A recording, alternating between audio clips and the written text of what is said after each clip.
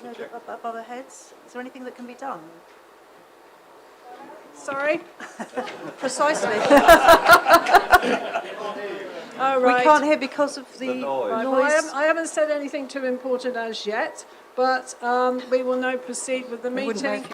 And the first item is the minutes of the last meeting. And there's one set of minutes to be approved as a true and correct copy of the meeting held on the 19th of December, I believe. When Darryl comes.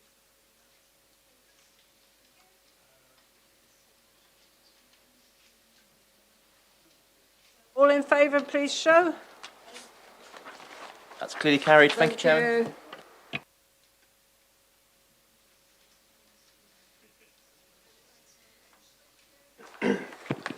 Okay, item 2 is a matter of urgent business. I do have a matter of urgent business to be decided today, which we will do under item 6. Exempt information at present under item 3. I'm not aware of any exempt information, but that may arise during the time of discussions later on. Item 4, declarations of interest. Members, do any of you have any items of declaration of interest which you need to declare at this point in time? Councillor Smurden? Thank you, Chairman. As my position as a trustee of Southam CVS under item 2.2, I've consulted with the monitoring officer, Mrs. Bowen, who has said that as I have only a personal interest, I may stay during the meeting and vote. Thank you, Chairman. Whoops. Thank you, Councillor Smurden. Item 5 is Chairman's engagements. Now, I think and I hope that all of you received a list of my engagements, so I didn't include them all. I only included those which were of special importance. Councillor Hodgson and I attended a visit by Her Royal Highness Princess Royal at Valeport last week, and that was really, really interesting. And it is absolutely brilliant that we've got such a good company that are operating in Totnes, and I think we should all be proud of that. They are one of the largest employers in Totnes. Also today, it is the last meeting, a full council meeting, that our Chief Exec, Sophie Hosking, will be attending. And I think Sophie would like to just say a few words before we continue with the meeting. Yes? Thank you, Chair. I just really wanted to say thank you to all of you. I have absolutely enjoyed almost every minute of my time here. And you've been very patient. I've learnt a lot. I think any improvements and changes and victories we've had along the way have been almost entirely down to the fantastic workforce that I've had to work with and the team around me. I will miss you all hugely, but I will stay in touch from over the border, so thank you very much. Oh, and don't forget, I've got a goodbye party. It's Thursday the 12th of March. It's in the Seven Stars upstairs. Please come along. Thank you, Sophie. I think our leader, Judy Pearce, would like to say a few words. Sophie, yes. In spite of what I always say, we shall miss you. It's been No, this is a bit of a joke between Sophie and me, because I've always said to Sophie that nobody is irreplaceable. And then, sort of in the next breath, she went and announced that she was leaving. So but it's been 5 years, Sophie, and I have to say I've enjoyed nearly all of it too. There have been moments. But seriously, you have done so much for this council. You've pulled it together again after T18, because whilst we had to do T18, it was a real shock to the system, and I think we all recognise that now. At the time, I don't think we really knew how bad it was, but it was really difficult for quite a while. So well done, you've got us out of it. You've done your last little reorganisational bit and then taken yourself out of the top, so we've got to start kind of filling spaces again. But never mind, we shall survive and we shall do it. And we wish you all luck at Cornwall. And you're not far away. So we can easily hoik you back for this and that. So, but do enjoy your job, and I hope it all goes very well for you. Thank you, Councillor Pearce. I'd just like to say a few words, and we've got a little present for you. And you can have these for the weekend. It's not Valentine's flowers. I thought I'd better not get red roses. Although one of our members did have red roses delivered to her yesterday at council. But Sophie, thank you for all you've done for the council. We work well together, and it's been a pleasure to have you as our chief exec. I think in my time as a councillor, I've seen through 6 chief execs. I was counting up this morning how many previously, starting from Michael Carpenter and working down, and we look forward to whoever we appoint in the next few months to join us. And thank you, dear. Thank you.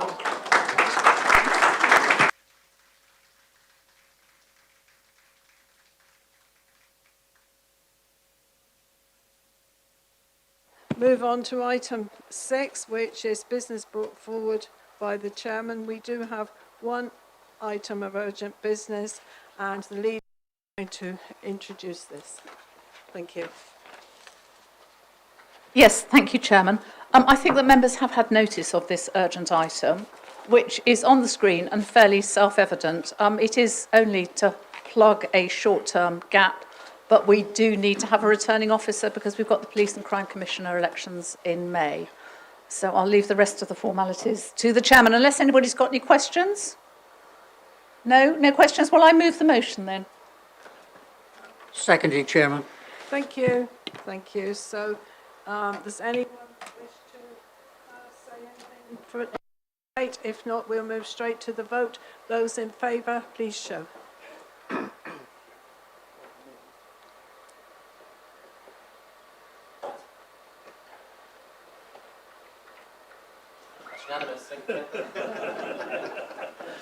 Thank you for that. Thank you. We then move on to item 7, which is the revenue. Okay. The revenue support budget, the revenue budget proposals for 2021. Councillor Pearce, please. Members, you have before you the proposed revenue budget for the next financial year. Now, you've had more than enough time to look at this, either in overview and scrutiny or in the executive meeting.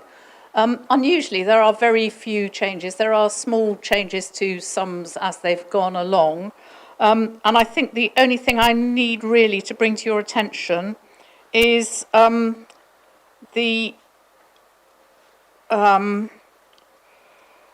is item 14, which is to do with the rent paid by the CAB. But it is an absolutely revenue neutral motion, recommendation in the substantive motion. So I think the first thing is, if anybody wants any questions, I'll sit down while the questions are asked. Thank you, Councillor Pearce. Members, does anyone have any they'd like to ask? Please. No. Recommendations as proposed, please. Yes, in that case, Madam Chairman, I will move the motion. Seconded, Chairman. Thank you very much. Thank you. Then we have any amendments which wish to be moved. Councillor Birch, please. Yes, I move the amendment that's on the screen.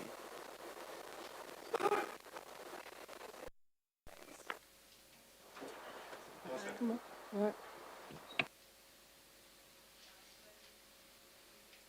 Debate on the amendment, please. Councillor.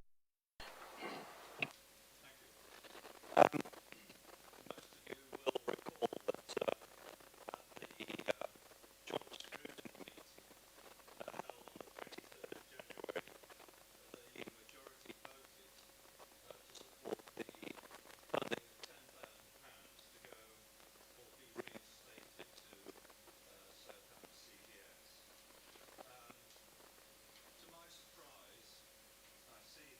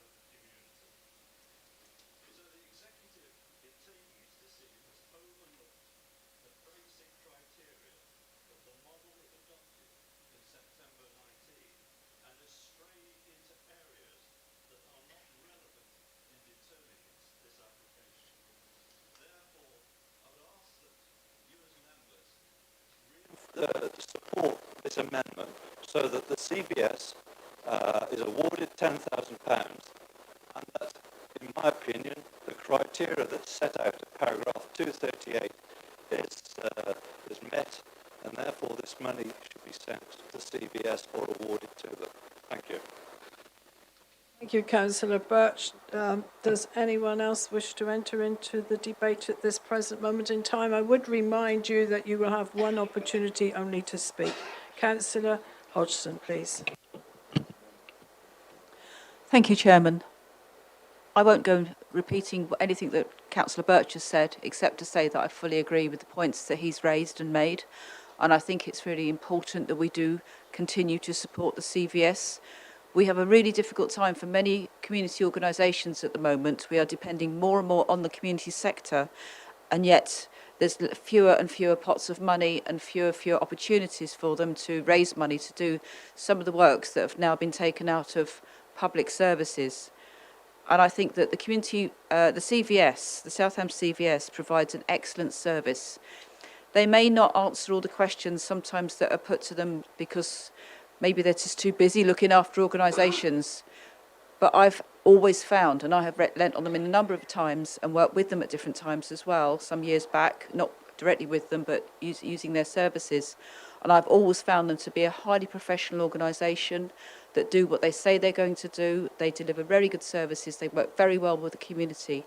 And I think the last thing we should be even considering doing in this chamber is reducing their funding. I think £10,000 is nothing compared to what we're spending on other things today, and I think we should keep that £10,000 in place. And I fully support this amendment to the revenue proposals to ensure that we continue to pay them the £10,000. Thank you. Councillor Hodgson, our Chief Exec, Sophie Hoskin, would like to say something. Thank you. I just wanted to clarify a point for members in terms of, because you may not all have in front of you the report that was before the executive, which is mentioned in the amendment, paragraph 2.38. So whilst it highlights 3 criteria A, B and C, it also goes on to state a number of bullet points that are included within those criteria, and that does include, so just to be clear, to read out to you, that each of the partnerships for funding were asked to provide, to detail the services they provide, how council funding would be spent, how their services meet local target, how their services align to the council's corporate strategy, how their service meets statutory duty, and what other funding they receive and how they spend it. Can I just clarify that whether Councillor Birch means to include the full criteria in his amendment or not?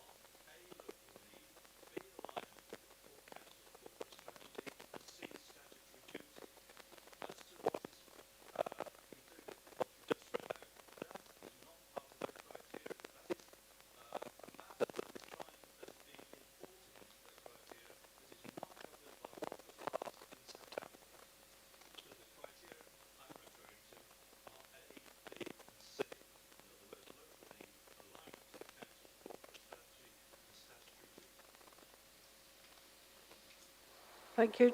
Do you wish to come back, Mrs. Hosking? Thank you. No? Hotwood, please.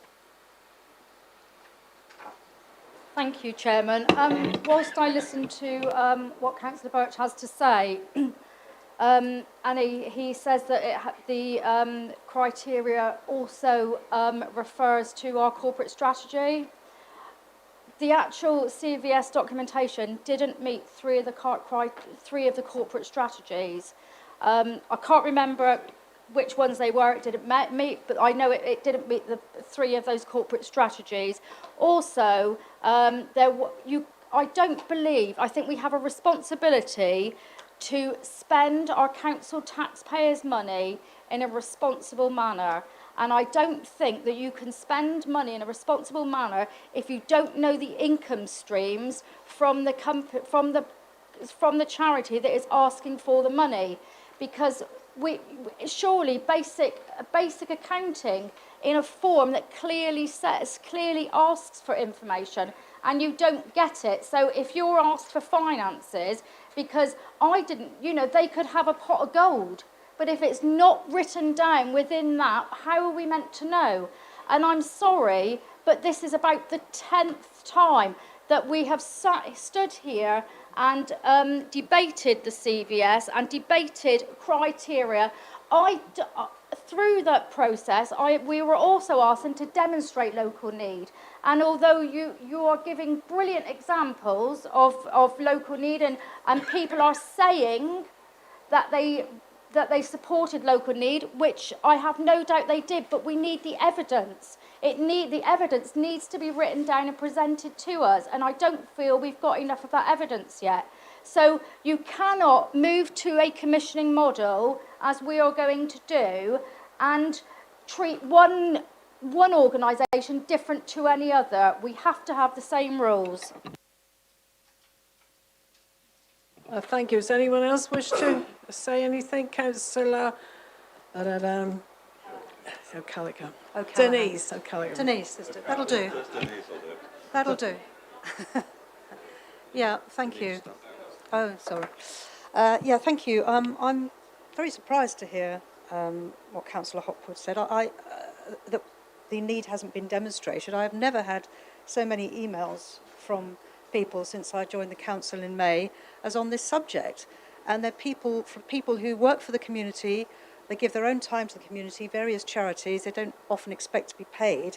And these are the sort of people that we should be serving. This should be our priority, to serve these people, not to quibble about what in the scheme of things is £10,000 is not a lot of money. The amounts of money we're talking about in this budget are vast, and we'll come down later on to various items where one wonders where some of the money might have gone. And this money would be well spent. And Councillor Hopwood says that we've been here 10 times or whatever discussing it. Well, I think we should be here another 10 times to discuss it if we're not able to give this money.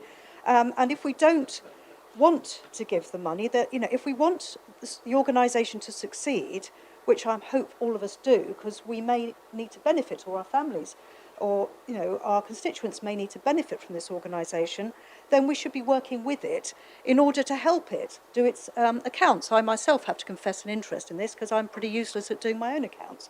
But that doesn't mean I don't intend to do them correctly, and I would also I would always welcome any help in order to do them.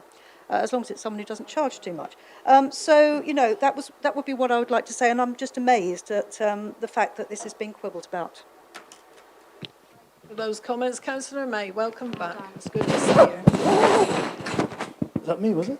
Thank you, Chair. I have to tell, I've heard the various bits and pieces since I've been away for a while about how they support this and how they support that, and we've had other charities and various other institutions and things that we all help, but I can tell you that I had a meeting with the chair last year, and I asked and I asked and I asked. We have had many, more than 10, I'd say, without exaggeration, meetings, and we've asked for a report, and we're still waiting for and Councillor Hopwood is correct. We've got to make sure we know where this money's going and what it's being used for. Now, when I had the meeting, we didn't know at the time, but I found out that they were making applications on behalf of the Leisure Centre, Live West, and Fusion as well, and they were getting a contribution from the money that they achieved for them back to help them survive. But we don't know that. It's all very well us sitting here and saying they're really good, which they are when they do what they do. But as Councillor Hopwood said, it's our people's money, and we just need, and we've asked them. And I mean, asked them. Gave them an opportunity 4 days ago. It's come back, but it's not filled in. So I appreciate what you're all saying and what others are thinking, but at the end of the day, if this, as she said, if it dips into something that they got £500,000 in reserves, we would look proper chumps. And I don't want to do that. And I appreciate they do good things. So we really need to give it some serious thought. I really do. Councillor May. I think Councillor Brazil, you wish to say something. I'll take one more speaker and then I will ask Councillor Pearce to sum up. Thank you. Yeah, thank you, Chairman. I support the grant of £10,000 to the CVS, but I'm afraid I can't support this amendment because the arguments that we've heard, criteria in 2.38 are exactly why. Because we could argue for this and say we've got the £10,000 and then quite within their rights, the executive could come back and say it doesn't meet the criteria. And the criteria is, as with all of the money, that much of it is of opinion and how people interpret it. So it gives a loophole to cut the 10,000 to 5,000. I won't repeat what's been said about the CVS. I might do that later. If this one goes, but I would urge people who support the £10,000 to the CVS not to vote for this amendment. It's unclear, it's muddled, could well lead to a cut to the CVS even if you do support it, because it places a hurdle in their place. So I support the 10,000 to the CVS. I don't support this amendment. Thank you. Thank you, Councillor Brazil. Councillor Pearce. With my amendment, I think it's for me to... Well, that's not what I've got on my notes. I've got the mover of the original motion. Councillor Pearce has the right to reply at the close of the debate. Is that correct? I think I have the right to reply. I don't know whether Councillor Birch has the right to come back after me, but that's. But if I may, I'll have a say. Right. Councillor Birch, it's slightly unfortunate you weren't at the executive meeting, so you didn't hear all the debate. But put that aside.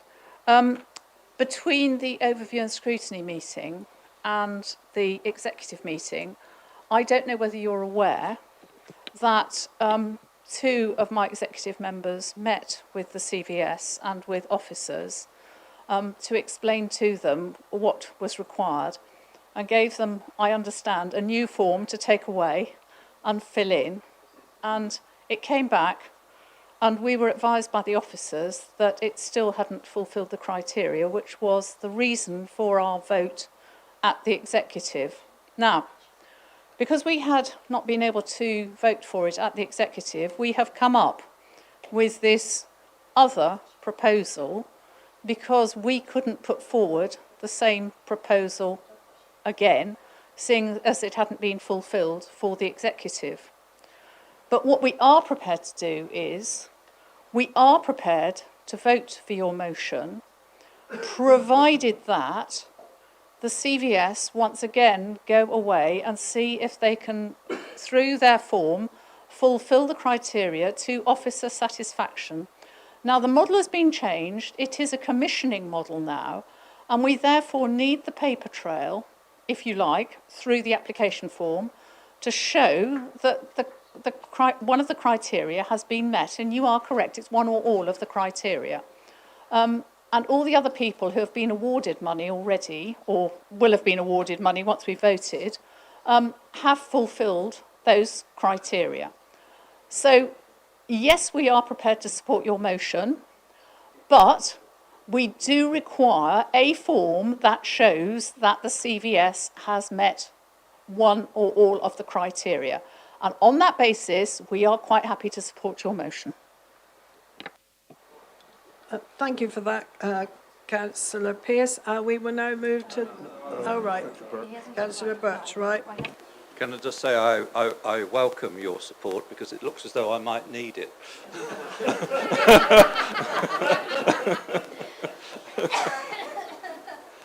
The amendment is as it is, and if the executive wished to go off on a folly of asking for financial information, etc., etc., etc., so be it.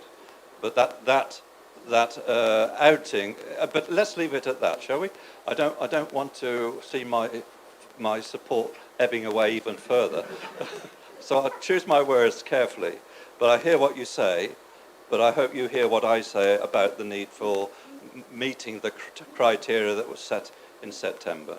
So once again, I welcome your support, and let's see how it develops. Thank you. Thank you, Councillor Birch, for that. And we will now proceed to the vote, because I think we could debate this all night, actually, couldn't we?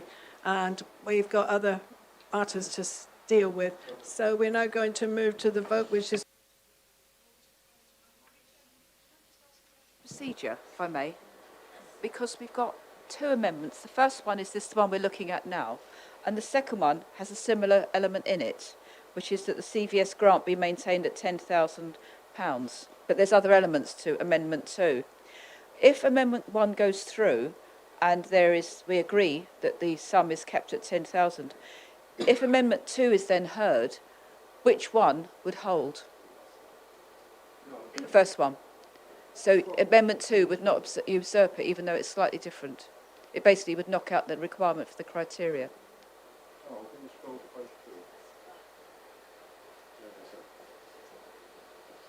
Yeah. So which one would hold if both of them got voted in favour of?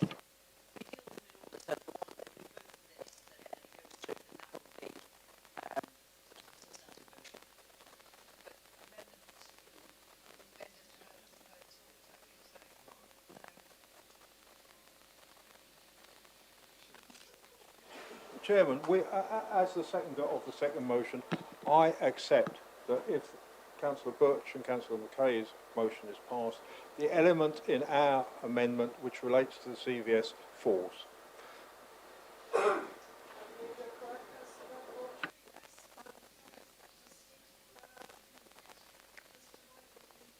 No. Vote, thank you.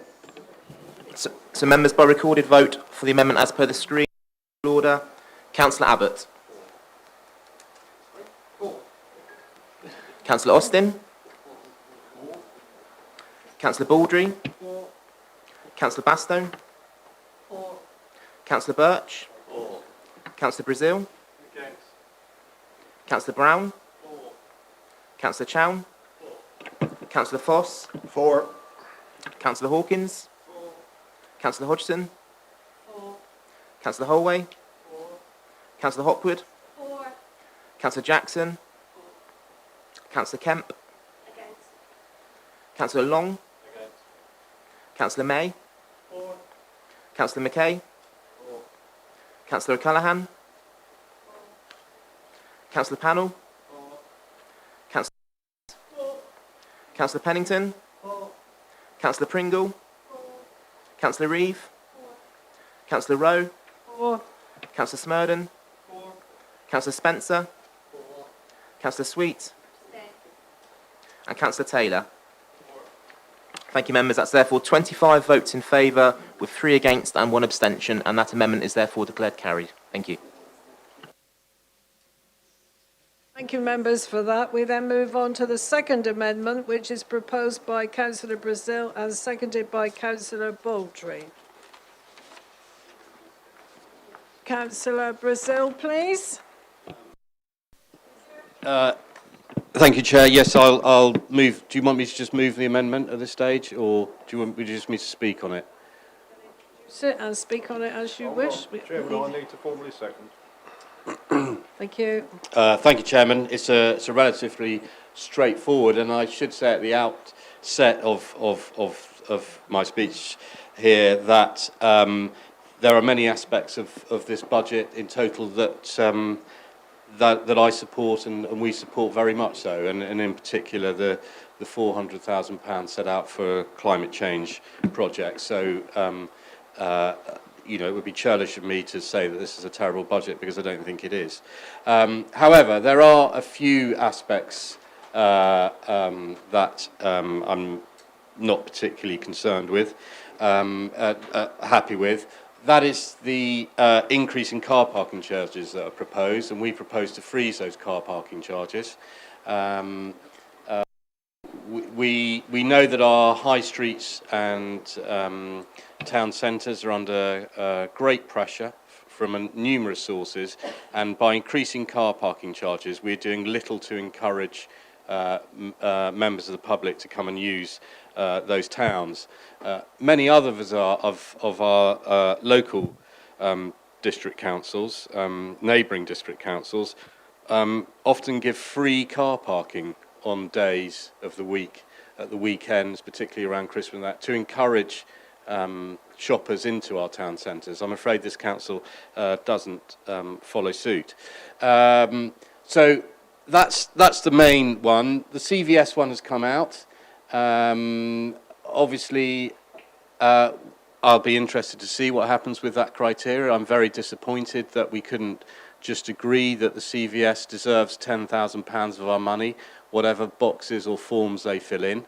They do a fantastic job, and I feel that we should have just said, we'll give you the £10,000.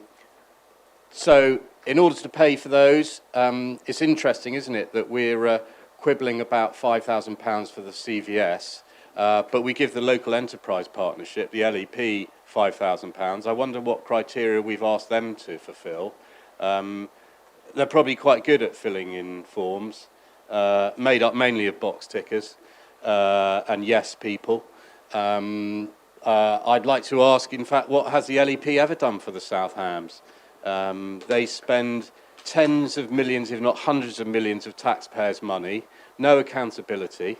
If I just say to you that I'm meant to be, or I was meant to be, at a local enterprise partnership scrutiny meeting this afternoon, that was cancelled because the bit that we were going to scrutinise, which was their economic policy, has not been signed off by government yet and therefore was not open to the public. It seems a bit odd that we're meant to be scrutinising a piece of work, but the reason when we scrutinise it, it's already been signed off by government. But that's how the local enterprise partnership works, and yet we're quite happy to give them money. You'll see from the outrun figures for 1920 that we're expecting to have a £40,000 increase in what was projected for car parkings. What we're saying is that that should be written into the base budget figures, so that's an extra 40,000 there. Planning, and I have to say, did listen to Mr. Weimer and what he had to say at our initial budget proposals, and that he said that he was not confident that we would be able to achieve the 175,000, I think it was, or a sizable amount of money. So we've reduced that down to 15,000, which we think is prudent enough. And finally, we're unpersuaded that the job description, which was requested by Overview and Scrutiny, the Joint Overview and Scrutiny and DM Committee, is not satisfactory. It's too long, it's too vague. If you ask me, each one of those job descriptions could be a full-time job. And secondly, it doesn't produce any targets or outcomes in the report whatsoever. So we don't even know what they're expected to do. So there you have it. The cost is going to be £80,000. We still might need that £5,000, although I think it's only 3, is it, or 2, just going through things. But anyway, we still might need that £5,000 depending on the outcome of whether it hits the criteria or not. And there you see the other savings. I'll leave it at that. Thank you very much. Councillor Brazil, Councillor Baldry. Thank you, Chairman. I have seconded this, and I have done so after a great deal of thought and as a member of the executive of this council. I appreciate I'm going to executive recommendations, and in particular, it is a peculiar thing, is it not, for the executive member for car parks to be voting against an increase in car parking charges. And that's why I had to think long and hard about it, Chairman, before doing so. But I support everything that Councillor Brazil said. We should be encouraging people to use our car parks. Even though we've put a cost in of not agreeing to the 4%, I am convinced that the income would actually increase if we kept them at the present frozen charges. We are a peculiar organisation as a council that we are trying to encourage local businesses, but at the same time we make it difficult to use our towns, having to pay an increase in parking charges. We're trying to charge people for using the public lavatories. We are closing some public lavatories. None of this is encouraging people to come and use our facilities. And as Councillor Brazil has said, we're not competing with anything except those organisations which provide free parking. The supermarkets do it because it increases their profits to get people to go to Tesco's and other supermarkets. Plympton and Plympstock car parks, which are run by Plymouth City Council at the western end of the South Hams, are free of charge for up to 2 to 4 hours. They are doing it to encourage people to use the facilities. Moving on briefly, just to deal with the question of the LEP, we have been told over many years which I've been on this council what an enormous benefit is for this council being and paying a subscription to the LEP. I have yet to see any evidence whatsoever that if we were not present at their meetings it would make a ha'porth of difference. We've got money to spend on that sort of thing and yet we haven't got money to spend in other directions. And finally, on the economy officer post, I am told, and it's in the job description, the job of this person was going to be applying for grants to help to receive income.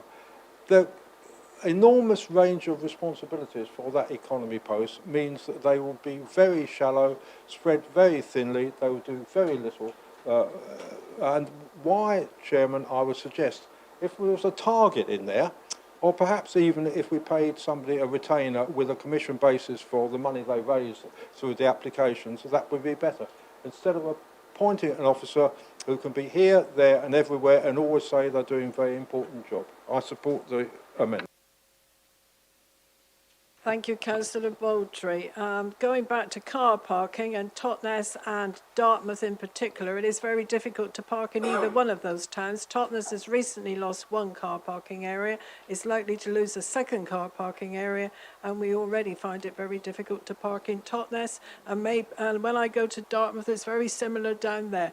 So, Chairman, that is a wider question. I didn't know you'd thrown it open for debate, but as you're now... but in answer to that, I will tell you that is why we're looking into it and why we are looking into things like the permit system, which means that people can fill spaces or leave spaces empty, and that's why we've got the review carrying on at the moment, Chairman. the review's been going on for some time, so hopefully we'll get some answers soon. Councillor Pearce.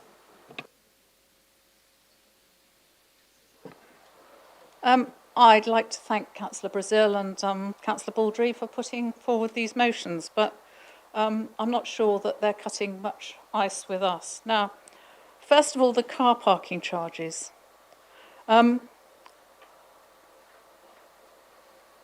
This is a once only in the council increase, as is clear, and will raise a lot less than the cost of living increase over the 4 years. We do recognise that there have been some cost overruns recently on car parking charges, or the expected revenue that should have been raised by car parking charges. That's how I should put it.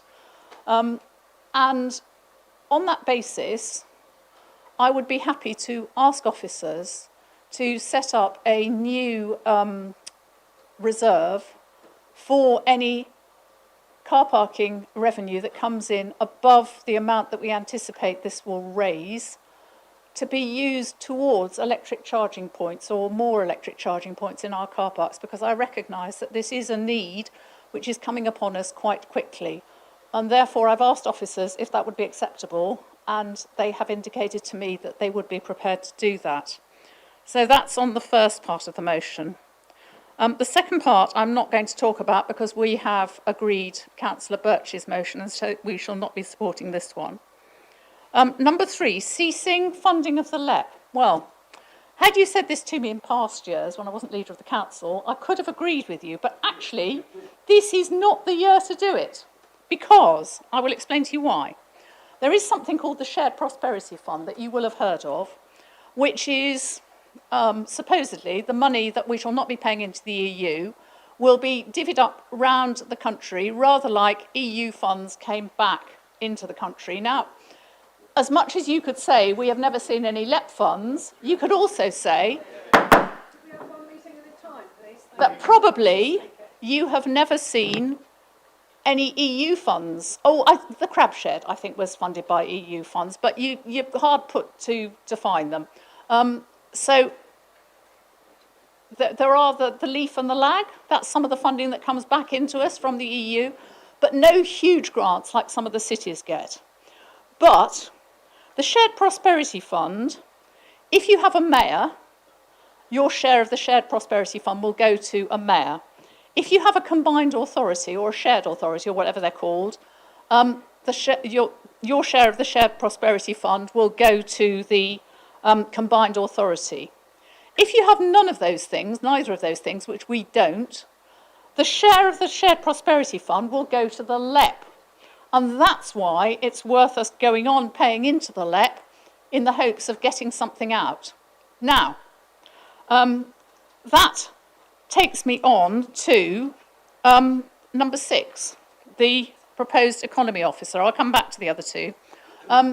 Because this is a temporary post for 2 years, and in the first year, the officer will be expected to bring in grants as much as their salary and their on-costs, and in the second year to double that. So that's what we are anticipating that will do for us. And I would suggest that the Shared Prosperity Fund may well be one of the pools that officer will go fishing in. Now, I'll go back now to the £15,000 adding to planning application income. Now, I actually feel that this is quite insulting to the officer who has carefully worked out a budget and actually has been able to work out a budget more carefully than he has ever been able to do before, because with the work that has been done on the forward planning of the joint local plan and the trajectories and all the rest of it, he's got a pretty good idea of what is coming in and what won't be coming in next year. And the mere fact that we've had the Woolwell application in now means that we're not going to get that income next year. So I think that he's got a pretty good idea, and to just arbitrarily add £15,000 onto it is probably not a good idea. So for all those reasons, we shall not be supporting these motions. Thank you, Councillor Pearce. Councillor Smurden. Thank you, Madam Chairman. With regard to Councillor Brazil's comment about neighbouring councils offering free parking on Sundays, I think he's probably talking about Newton Abbot, which is obviously in Teignbridge District Council area. I think actually Teignbridge District Council are proposing to remove the free parking on Sundays and charge for it. In fact, I'm certain of that because I was present when some Teignbridge District councillors were discussing this. So I think you'll find that they're planning to remove that. Thank you, Councillor Brown. Thank you, Chairman. Would love to be able to support that car parking charges are to be frozen. I agree it could probably have a good impact on the high street. Unfortunately, I simply don't think we can afford to take the £80,000 hit to the council funds, so I can't support it, I'm afraid. Councillor Foss. Yes, Madam Chairman, I would suggest or would like to propose that we take each of these items individually. Thank you.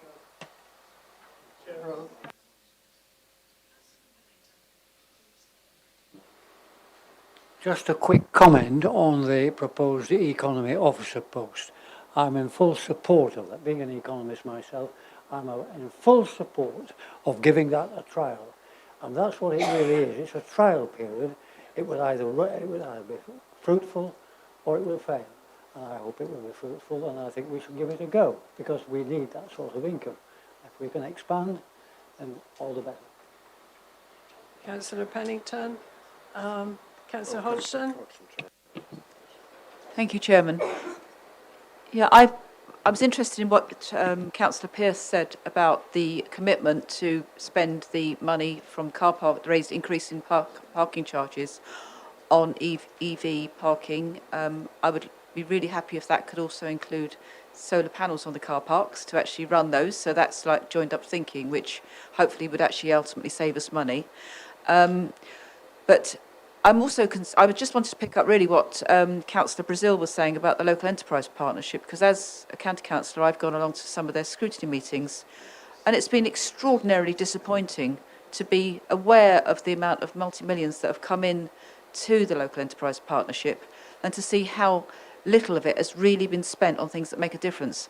Most of that money is being spent on infrastructure around the Hinkley C nuclear power plant in Somerset. It's not even coming into this county, let alone into this area. So I think that, you know, stinging all of the district and county councils for money, which is just about their admin, I think they should be doing what any organisation does that raises serious funds. They should be taking the admin out of the monies they raise from the funder, in other words, the government money which we're paying anyway, because basically what we're doing is paying twice and not getting an awful lot for it. So I actually think that item, well, it's numbered number 1, but it's actually number 3, ceasing the funding, the LEP, would actually might just be a little bit of a wake-up call that I think they actually need. And just to pick up your point about mayors getting money, I think it's Metro mayors. Otherwise, maybe I'll look on behalf of Totnes Town Council.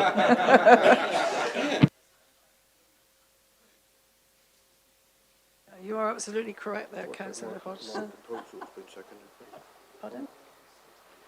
I propose that we take each one. Have you got a seconder? Yes. Right, fine. So we will then move to the vote, the recorded vote, perhaps. Chairman, am I allowed to sum up or no? Yes, if you wish. Yeah? Yes. Okay, thank you. Well, we did it on the last amendment. We did it on the last. Just to say, thank you to the leader, and if this amendment isn't passed, very pleased to see about the excess parking charges being put into a reserve fund for EV. I think that's excellent. On the last bit about the economy officer post, I mean, one of the things that we insist with the overview and scrutiny and DM joint committee recommended was that we should have outcomes and targets so that we could make an informed decision. I mean, you tell us that what they're going to do is to cover the cost in the grants that we get already, but why wasn't that in black and white in the papers? And this is the trouble, is that there is too much wriggle room in that post, and I've seen it too often, that in local authorities, those kind of jobs just turn into a meeting everyone and achieving very little. If you just said it's purely for filling in application forms for grants and we expect them to raise X hundred thousands, then I would have more sympathy with it. My problem is, and I think some of my colleagues is as well, is that it's so thinly spread. There are so many things that they're expected to do that I don't think we can keep a tag on it. And so that is, I mean, you know, if it fails and it goes through, maybe as Councillor Pennington says, I'll be proved wrong, but we shall see on that.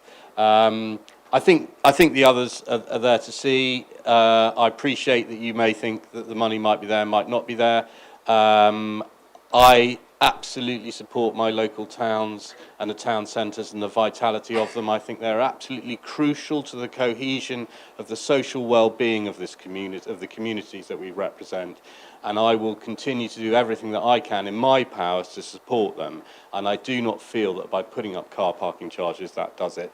And that's why I would encourage members to support the freezing car parking charges, which are covered by the proposals that are there below. Thank you. Thank you, Councillor Birch. And now, I'm sorry, Councillor Brazil. Same mistake as last meeting, too many members with the surname beginning with B. Thank you.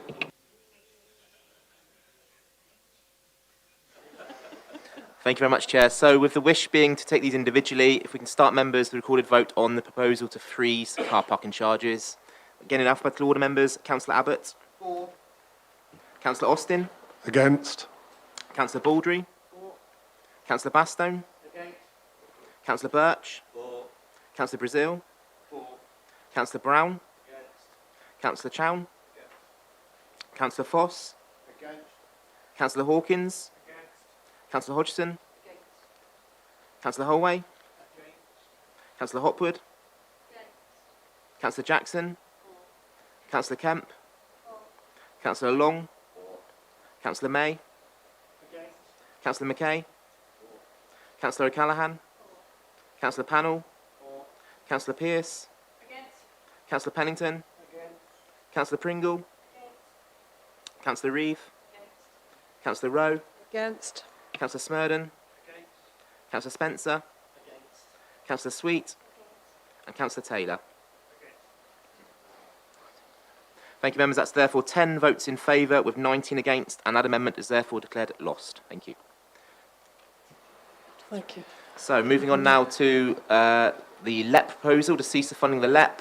Again, alphabetical order, members. Councillor Abbott. Councillor Austin. Councillor Baldry. Councillor Bastone. Councillor Birch. Councillor Brazil. Councillor Brown. Councillor Chown. Councillor Foss. Against. Councillor Hawkins. Councillor Hodgson. Councillor Holway. Councillor Hopwood. Councillor Jackson. Councillor Kemp. Councillor Long. Councillor May. Councillor Mackay. Councillor O'Callaghan. Councillor Pannell. Councillor Pearce. Councillor Pennington. Councillor Pringle. Councillor Reeve. Pardon, sorry. Against. Councillor Rowe. Against. Councillor Smurden. Councillor Spencer. Councillor Sweet. And Councillor Taylor.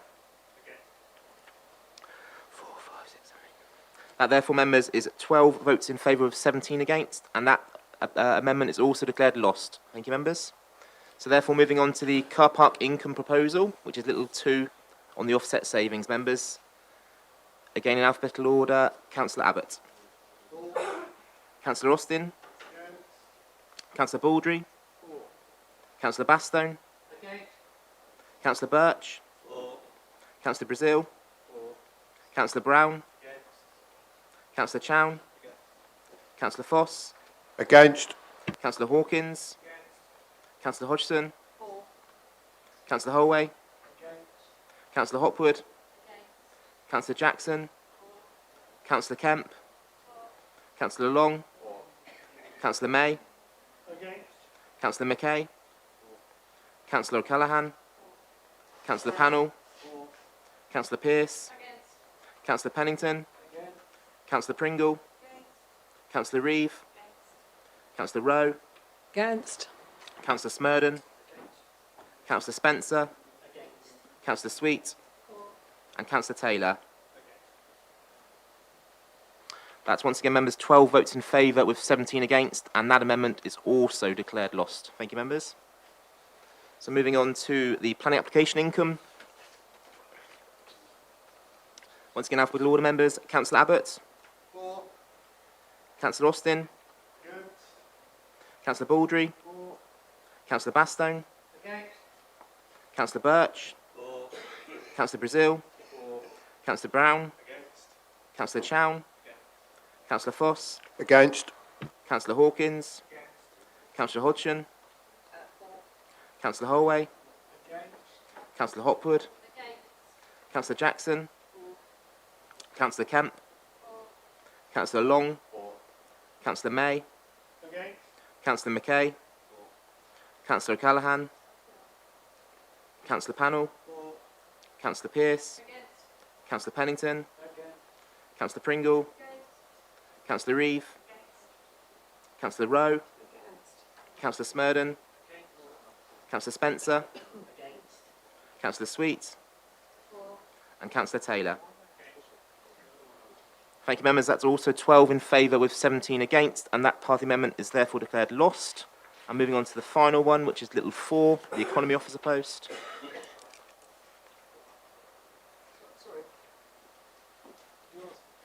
Not yet. He's poised. Councillor Abbott. Councillor Austin. Councillor Baldry. Councillor Bastone. Councillor Birch. Councillor Brazil. Councillor Brown. Councillor Chown. Councillor Foss. Against. Councillor Hawkins. Councillor Hodgson. Councillor Holway. Councillor Hopwood. Councillor Jackson. Councillor Kemp. Councillor Long. Councillor May. Councillor McKay. Councillor O'Callaghan. Councillor Pannell. Councillor Pearce. Councillor Pennington. Councillor Pringle. Councillor Reeve. Councillor Rowe. Councillor Smurden. Councillor Spencer. Councillor Sweet. And Councillor Taylor. That's therefore, members, 11 votes in favour with 18 against, and that amendment is all, or part of the amendment is also declared lost. Thank you, members. You. No, we.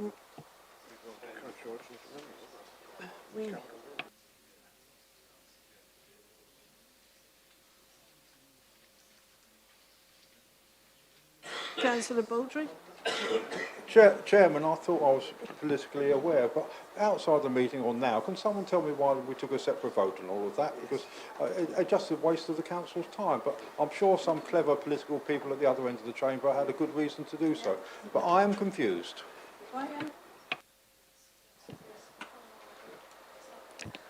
It was in the hopes that some of you might not want to follow all the various ins and outs of your various proposals.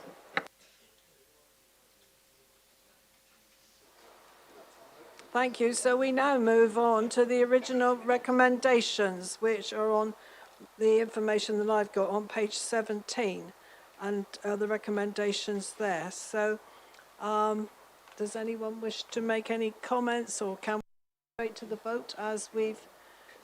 Can I just comment? Yes, Councillor Pearce. Are we going to each item by item, or are we taking it en bloc?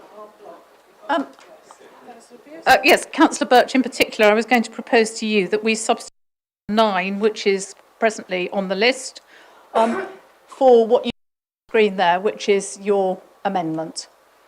Is that all right with you? Because if it is, then I think we can take them en bloc.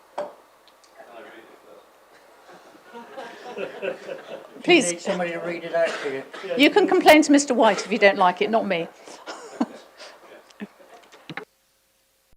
Councillor Birch, therefore, can we then move straight to the vote on... You may do if you so wish. Councillor Birch.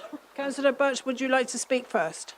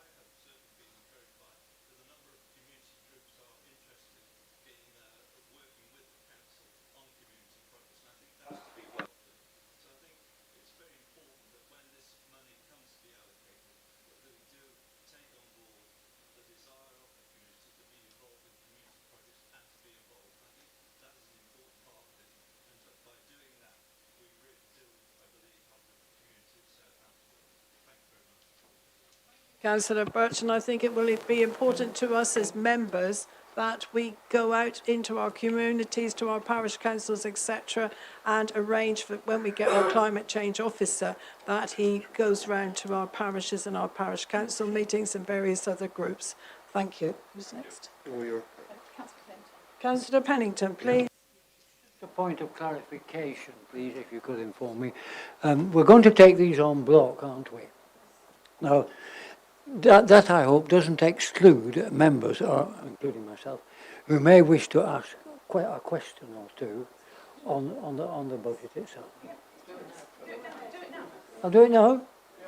Well, basically, on page 23, under Appendix A, budget pressures, and with regards to the national living wage and the national insurance, which is an increase there of 40%.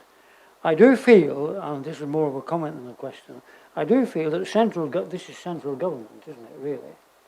And I do feel that central government should also be playing its part with local authorities on this, because we can't do much about it, can we? In any case, it's 40% increase on those two things. And, you know, they're always arguing, whichever party is in, they're always arguing that councils should be cutting back, and so on. So that's my first comment. And then two questions, please. With regards to, on page 23, again, budget pressures, with regards to the department combined costs and waste collection, etc., there is a big increase there from 22,000 to 60,000. An increase of, I make it 173%. Am I correct? I think I am. And some explanation on that, because there doesn't appear to be, I can't find it. I have to look left, right and centre, and I can't find an explanation for that. And finally, with the reduction in recycling income from 125 to 95, that's a reduction of 24%. Those are the two questions I'd like some clarification. Thank you, Councillor Pennington. Can I remind everyone that when you speak, please use your microphones because it's not coming through very clear on the webcast. And perhaps, Mrs. Buckle, would you like to answer Councillor Pennington's question? Thank you, Chairman. If I go through some of the cost pressures for the waste service, which are on page 23, so the first one there is around the waste collection, recycling and cleansing contract inflation. That's 130,000. So there is a contract inflation element built within the waste contract. That's on a formula basis. So part of that formula is to reflect inflation for fuel. Part of that formula is to reflect a CPI, Consumer Price Index inflation, and part of that formula is to reflect wage inflation, so it's on average earnings index. So that's how the 130,000 has been derived. Other cost pressures there with regards to waste, there's 175,000 in this financial year and the following financial year. That's for the cost of the Devner Line service, which would start in September of 2020. And there is separate implementation costs there for the Devner Line service. That's a one-off amount of 125,000. So that's additional staffing support for the implementation of that service. With regards to the reduction in recycling income, there is a cost pressure there next year for 95,000. This is where we have seen a reduction in the amount of recycling income we can get. Part of that is because of national markets, particularly around China, whereby they are seeking for the recycling to be very clean. So the less contamination we have around our recycling, the better price we can get for it. And unfortunately, this is a national issue that we are seeing, that the price that we can get for that recycling income is dropping. And that's a national issue, which is coming out of, like I say, particularly places like China. All we can do on that is around asking residents to make sure the recycling they put out is as clean as possible. So, for example, not putting dirty milk bottles in with the recycling or baked bean tins, and doing campaigns whereby, education campaigns whereby things like pizza boxes don't go in with your recycling, and that's what we do through the waste service, is we regularly put those press releases out to say the cleaner that recycling material is, the better income we can get for it. But we are putting a cost pressure in there. I will say that that when we move to the Devon Line service, that cost pressure is shared with the contractors. So that's why we're seeing that it's 95,000 next year. So it is reduced because that risk is shared as soon as we move to the Devon Line service. Thank you. Thank you for that explanation. You made quite a good job of canvassing for clean recycling. Thank you. Councillor Hawkins, I believe. I would just like to comment. I would just like to comment on Councillor Birch's support of the £400,000 from a second homes bonus, and also the climate change officer. I've been around a number of parishes in the last couple of weeks. I've said what is being proposed today, and that has been the one issue that has really excited parish councils, and actually said that council is not only making the policy, but is actually putting money in it to actually achieve that. Thank you, Councillor Hawkins. Councillor Baldry, I believe you are the next speaker. Thank you. Thank you. Chairman, life is a compromise, and I'm going to vote for the budget, even though there are two things in it with which I do not agree.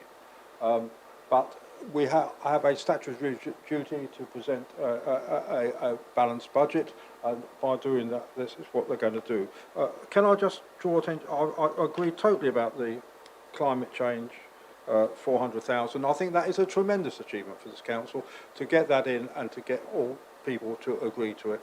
And it's a great need, and it demonstrates that we do believe that there is a genuine climate emergency, and we are doing something about it. I'm just going to then talk about paragraph 1, which is the increase in council tax recommendation. Can we stress in all the communications the reason why we're having to do this, that we're not doing it from choice, we're doing it because of the cut in government funding towards local authorities. We do not want to increase council tax, but that's why I and other members of my group are supporting this very reluctantly, but it is something that is forced on us by government. And can that be stressed in all the communications, please, Chairman? What we can do about that one? Councillor Brazil, next, please. Wakey, wakey. Did you not put your hand up? No, right, fine, okay. Scrub round in. Speak if you want me to, Chair, but I didn't... It's Councillor Hodgson, I think. Mistaken identity. No. Did you not? You're doing a Jacob Rees-Mogg. Come on. Sorry? You're doing a Jacob I was certainly not. No, just say there are, again, like Keith, there are definitely aspects of this budget that I fully support. I think that the whole budget process has been much more consensual and constructive than it has in the past, and I congratulate the leadership of this council for that. There still are bits of it that I don't agree with, no doubt we can argue about those in the future. Just with the 400,000 that's been put aside for climate change projects, I very much hope that this council does not become too prescriptive in how that money is spent. I think there is a massive amount of enthusiasm that can be harnessed out there, which will both help the South Hams and indeed this council, and I think we need to make sure that we don't lose that by appearing to be too draconian in the ways that we ask people to make those claims. And I accept that we can't just hand it out willy-nilly, but there are some wonderful parish councils out there with some wonderful ideas, and wonderful groups out there with some wonderful ideas, and I hope that they can have our full-hearted support. So I will vote for the budget, with the caveats that I don't like car parking increases. I'm not happy with the the increases in the the economy officer, and finally the CVS. You know, let's hope that it does stay at the £10,000, because if it doesn't, there are some people who are going to have to do a lot of soul searching and question why they put this there in the first place. Thank you. Councillor Brazil, I've got 2 more speakers who wish to speak, and then we will proceed to the leader to sum up and take the vote. So, Councillor Hodgson first. I had my hand up ages ago, but anyway, very nice to be able to speak. Yeah, I just wanted to comment again on item 6, the £400,000 for the climate emergency. I mean, not least of which is just to point out a year ago we weren't even anywhere near down the route of actually agreeing that we would do this. In fact, it was just a couple of months after we'd almost kind of laughed it out of the chamber as, you know, who says we should be doing that. So I think that's a huge improvement in our whole understanding of how we roll this forward and what we do. But what I would like to say is that, for me, every single item on there should be about how we address the climate emergency. This should be, as it says, for projects, but all that we do. I mean, listening to what Lisa has just been saying about the way we handle waste, grounding, you know, improving that understanding, improving citizen responsibility. These are all things around behaviour change that is so fundamental, which is also affects our attitude. And I think that we should recognise that we're at a point where, you know, it hasn't stopped raining for weeks now. This is all around the climate chaos that we've created this scenario. It's going to take a lot more than £400 to get us out of this. But at the same time, it's incredibly strong, positive seed money. I was at Dartington Parish Council last night, and there was conversations there about, you know, doing their tree planting. There's a lot of need to help parish councils. I remember pointing this out some time before. I would like to see that money actually is used to help them oil the wheels of their projects, as well as all the other projects that hopefully come before us for you know, asking for money. But it's actually that we try to put more around this to support our parish councils with things like understanding whether they need licences or public liability, all sorts of little details that can stop people in their tracks from actually wheeling, you know, going forward with some of the projects, and at the same time making sure that the 400k this time next year we say it's amazing what we did with that it actually amounts to far more value because of what's been added to it. So I just wanted to make that point really, and just to make sure, as we've said, to support the parish councils as part of this as much as the community groups. Thank you. Councillor Pallo, I trust you won't say anything that's been said already. Certainly not, Madam Chairman. As a relative newcomer to the council, I'd like to say I think that while we have our political differences, while we have our political differences, I'm very pleased to see that we have such a broad agreement on the budget. I think it's very good, and it's for the good of the people of the South Hams that we work together as and when we can. And I think we are doing that successfully at the moment, and I'm very pleased to have seen that in the last few months, and I think we achieve more if we can work together. That was all I wanted to say, except can I ask for clarification? Can you please show me again the paragraph that was amended after the amendment was taken?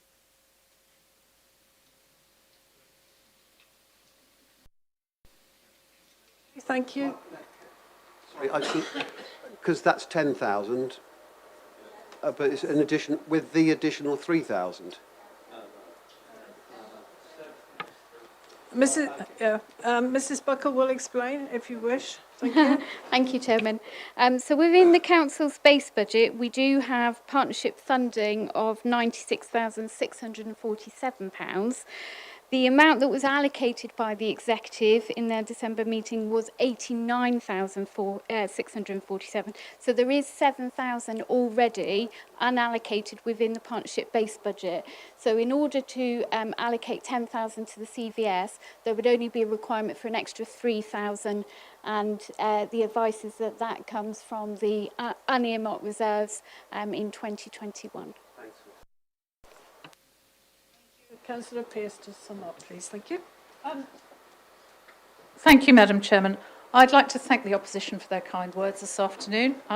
It's not something that always comes my way, but I do appreciate it. Now, I just want everybody to be quite clear what we're voting on. I think everybody is.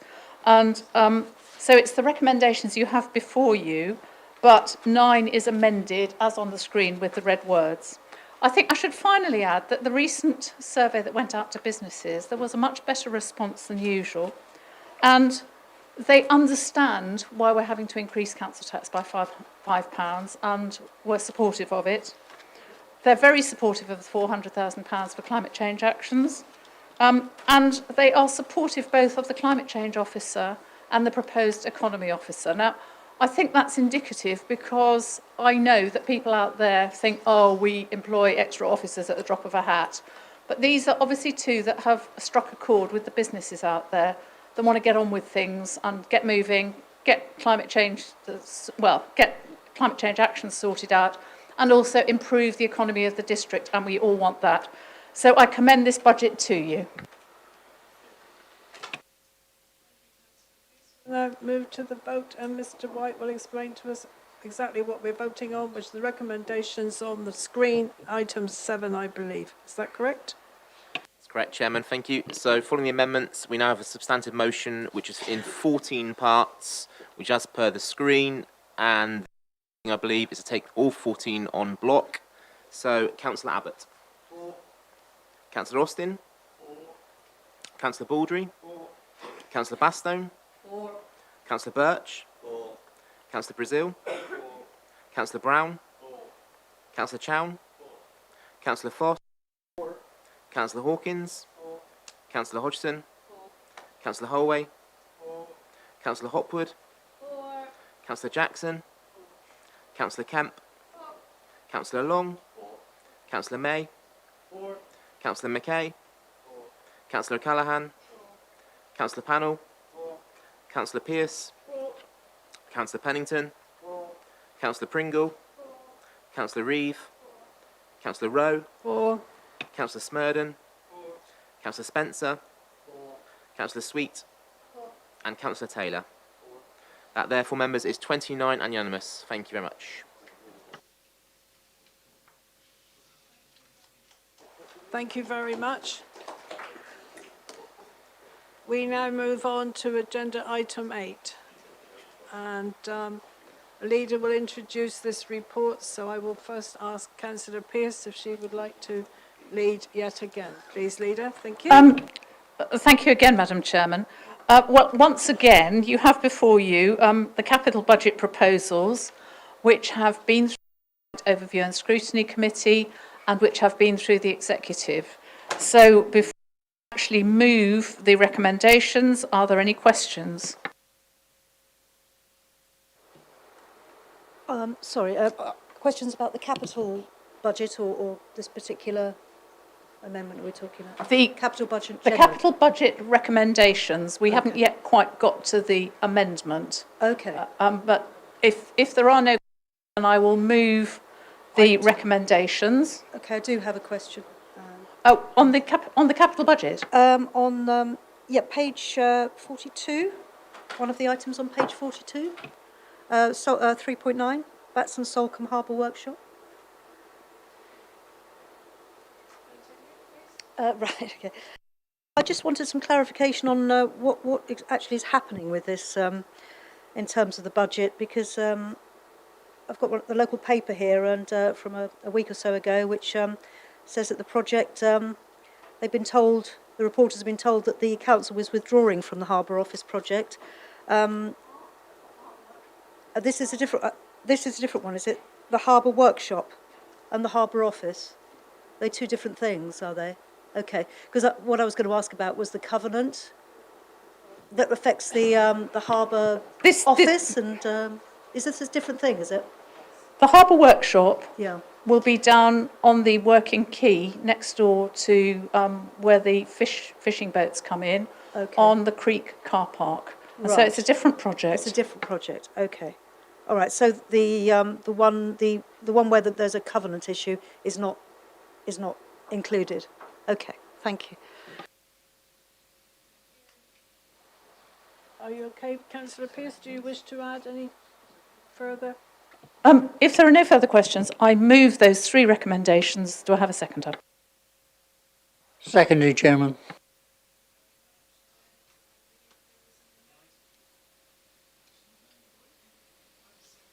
I'm telling people to use it all afternoon. Thank you. Sorry. We will now move. Councillor Hodgson, I believe you have an amendment which you'd like to move. I so move. Thank you. And seconder, please. Oh, I'll second it. thank you. So could we then have a debate on the amendment, please, which is before you on the screen? So, okay. We had a very interesting workshop here last week, and I thought it was very well organised by the officers, not only from South Hams, but also Devon County Council officers, regarding with gypsies and travellers and people living in residential vehicles in the South Hams. Without going into a lot of detail, they talked about a forum that's going to be happening at the end of this month, but also about obviously that there's a need to, which is because that the number of these illegal camps is growing, and therefore, in my experience, and certainly in my ward in Dartington and Staverton, there's a number of illegal camps, and it makes for huge uncertainty for the people living in those situations, as well as many of the residents who get very uptight about it. And I think the only way we can move forward is to make sure we've got a pool of money that can be used, in other words, oil the wheels towards actually preparing sites, having transit and permanent sites in the South Hams. We're the only district in the county that doesn't have any sites. We were told this at that workshop. And therefore, if we are going to make any progress, it's all very well having forums that meet and talk. We need something to actually start to make something different happen, so that we don't have people having to live on the side of the road, that we can actually have proper camps where they can live with dignity, proper services and pay rent and have proper waste services, etc. And just go forward positively with this. And that's why I thought 300,000 sitting in, that's taken from or not taken, but just allocated it, and the non-earmarked reserves could allow this to go forward. I understand that this would be probably plenty of money to allow this to go forward. We're not going to be spending that money on one site, because we recognise that we do have a need for a few, but it does mean the officers can start to take this forward. So I put this forward to you, and I hope you can support it. Councillor Hodgson, does anyone else wish to join the debate? Councillor Birch, please. Proposed amendment, especially as the council on its website has recently inserted an article which says Gypsy Traveller and Caravan Dweller Forum. That's the forum that was referred to by Councillor Hodgson, and it actually lists the topics for discussion at the forum, and one of the topics for discussion is pitch provision. So on our website we are inviting participants in the forum to discuss the matter of pitch provision. This forum is being held on the 27th of February in Dartington, and I think it's important that we are showing the way forward by having a provision within our budget to enable the procurement and purchase of sites. In other words, we're serious about this. Now, as far as where is the money coming from, as Councillor Hodgson mentioned, she's proposing that it comes from unearmarked reserves. And in fact, looking at the matter of unearmarked reserves, we have got within the budget 1.925 million as unearmarked reserves, and we're advised at paragraph 5 of the revenue report that the minimum required for this council is 1.5 million. So there we are. We have 425,000 looking for a home, and I would have thought of that 300,000 should be allocated against the proposed amendment, and I think it's an amendment well worth supporting. Thank you. Councillor Birch. Councillor Smurden. Oh, sorry. Okay, right. Yeah, fine. Carry on. Thank you, Madam Chairman. Interestingly, a bit of research online shows that the Teignbridge Council site, which they set up at Holden Forest in 2015, cost 1.2 million to set up, with an original 15 pitches. An expansion plan granted in 2017 allowed for another 3 pitches at an eye-watering cost of 300,000, which is 100k per pitch.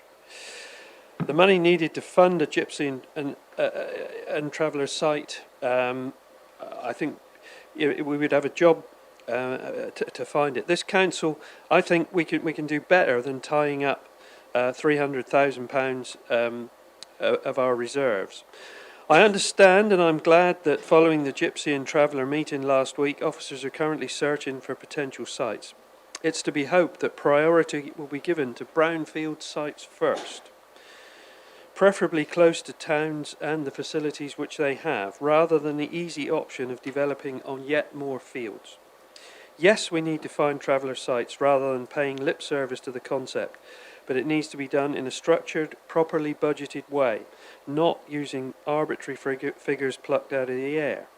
There are other ways of going about this. We need to look at renting sites or getting other people to run them for us. Once we have had the proposed forum, that will be the time to decide the way forward and how we finance it. Thank you. And Councillor Pearce, I believe you wish to. Yeah, well, this is a subject I could talk on all afternoon, but I will restrict myself to a couple of minutes. First of all, taking 300,000 out of unearmarked reserves. I don't know how many times I have to say to this council that the minimum figure, the recommended minimum figure in unearmarked reserves is 1.5 million. That doesn't mean to say you run down unearmarked reserves to 1.5 million. That means that you keep as much as you can in that pot, and should anything strike, you've got it there, but you need a bit of leeway so that you've still got 1.5 million in the unearmarked reserves if something comes up and hits you unexpectedly. So that's why we've got a bit more, and I would like to see it be more than that, but it's not quite 2 million. I would like it to be over 2 million in that reserve. Right, that's the first thing. Now, the evidence need at the moment in the JLP shows that we do not require any sites. Now, for whatever reason, that was the information given to us by Devon County Council and their Gypsy liaison officer when we asked for numbers. So that's where we are at the moment. That number will be revised when the JLP is revised. Meanwhile, I think we have identified a need. Now, I made several suggestions at the liaison forum of how we can decrease the number of people waiting by encouraging anybody on a tolerated site to apply for planning permission, because if anybody gets planning permission, that is one less site you have to provide because they've got a permanent site then. And there are other means of doing this, but meanwhile, we have actually, should a site come along, we have actually got quite a lot of money in reserve, and it's called the various affordable housing pots. Now, you'll probably say, well, we don't want to go spending that money on Gypsy sites, but I would argue, why not? And also, we are borrowing a considerable amount of money to fund our community housing problem. So at the moment, we're not drawing down a lot of money from that affordable housing pot. So I see no need at this moment to set money aside, because we have got plenty of money in various reserves that we could use for a site should a site come up. And yes, it is very expensive to furnish a proper residential site like the one on Halden, in Halden Wood. Is it Halden Wood, isn't it? Yeah, on Halden Hill, because you've got to supply day rooms, kitchens, bathrooms. In fact, bungalows, but without bedrooms, because they sleep in their caravans. But that's what you have to supply, and the room for them to park their residential van, and their travelling van, and their trucks, and somewhere to keep the horses and the dogs and all the rest of it. So it is an expensive business. I've been involved in supplying sites, and I know. But you can get registered providers interested in helping out, and you can get grants to help you as well. So I suggest that, should we get to that stage, that's what we'd be able to do. But at the moment, if an opportunity comes along, the money is there, and so we do not need this reserve. And so we shall not be supporting it. Thank you, Councillor Pearce. Does anyone else wish to say anything, or can we move to the... You wish to... Jackie, would you like to... Or Councillor Sweet, as you were absent at the start? Yeah, I had a childcare crisis, and actually the laundrette in Totnes has got a fire currently, so the high street's closed off. So I think Robert Vinnant was running back to check on his house, actually. He lives right next door to them. We're saying. Thank you. I've obviously missed some of the debate. I mean, I just think that finding somewhere safe and temporary to, enable a myriad of different travelling people to find a potentially different path in their lives, whether they continue travelling, whether they're young people who just sort of end up on the side of the road in a crappy caravan, whether they're, families or remittances. I think £300,000 seems like a really small amount of money to invest in, vulnerable groups of people who may have, ended up in that situation by choice or by, actual desperation. So, I think just trying to kind of patch up housing problems with affordable housing, there's just so many gaps, that leaves. That's great to hear that there is all this money available, but whether or not that transpires, and actually having something really specific, really allocated, as I said at the last meeting, it just gives weight to that awful lot of work that just a couple of officers seem to be landed with. I don't really know. Is it 3 or 7 people or something that are in the JLP as having a need? But I don't really understand how that works when we've got the caravan count through the South Hams and through Devon, which is obviously going to be counting hundreds of caravans.